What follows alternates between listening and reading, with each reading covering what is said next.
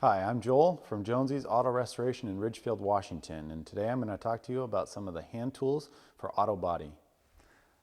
This is a perfect representation of what you guys are probably working with in your home garage. It's just an old toolbox that's got some stuff hanging all over it, but what I want to point out is you really only need about 3 or 4 drawers of this toolbox full of tools to use when you're disassembling cars. I mean, you're pulling fenders off, you're pulling doors off, you just need some general sockets, some basic hand tools, and I'm going to go through that. Got to have some screwdrivers and some scrapers. This is a scraper.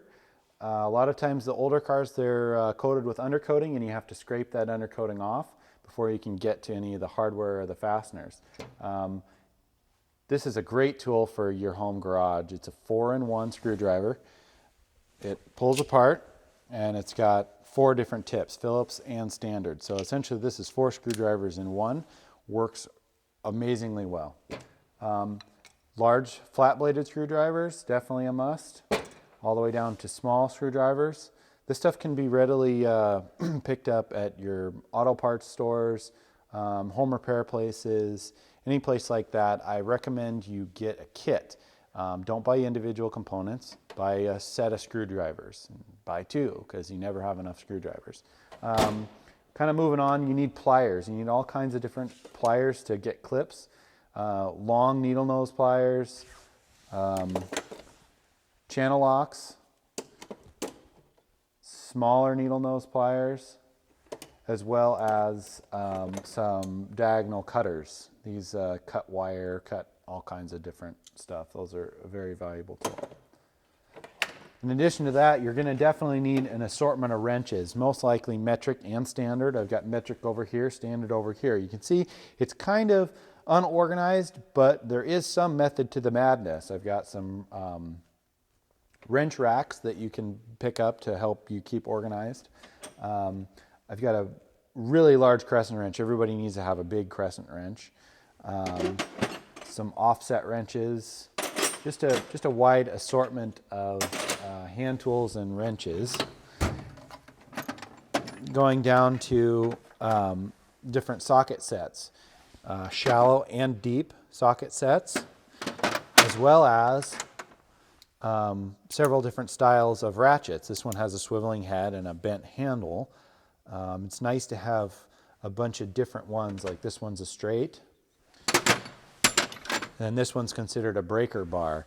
The head on it swivels all the way around, and you can turn it, it won't ratchet. On top of your regular sockets, it's nice to have screwdriver bits that you can run with one of these ratchets itself. So you can put that in there and then you've got a screwdriver. A lot of times this distance makes it nice to get into tight places.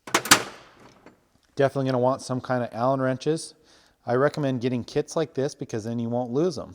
They're all held kind of all together in one and you can have it and throw it in your toolbox. This is just kind of the same thing, but half-inch drive instead of 3/8 drive.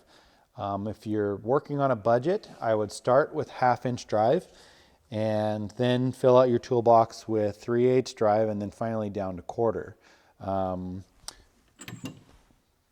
That's the designation on the ratchet drive size. This is a half-inch drive ratchet. And you can get big sockets for this. This is a 1-inch socket and larger. So if you're doing auto body work, 90% of the stuff you are going to be removing is probably you're going to want to use like a 3/8 drive ratchet and socket set. Metric, even whether it's a standard car or American car or an import car, you're probably going to need some metric sockets.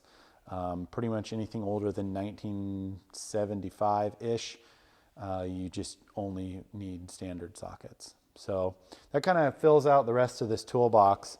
I'm in favor of buying kits. So watch for the sale ads and buy a complete socket set kit with screwdrivers, and then that should give you the amount of tools you need to tackle a pretty small project.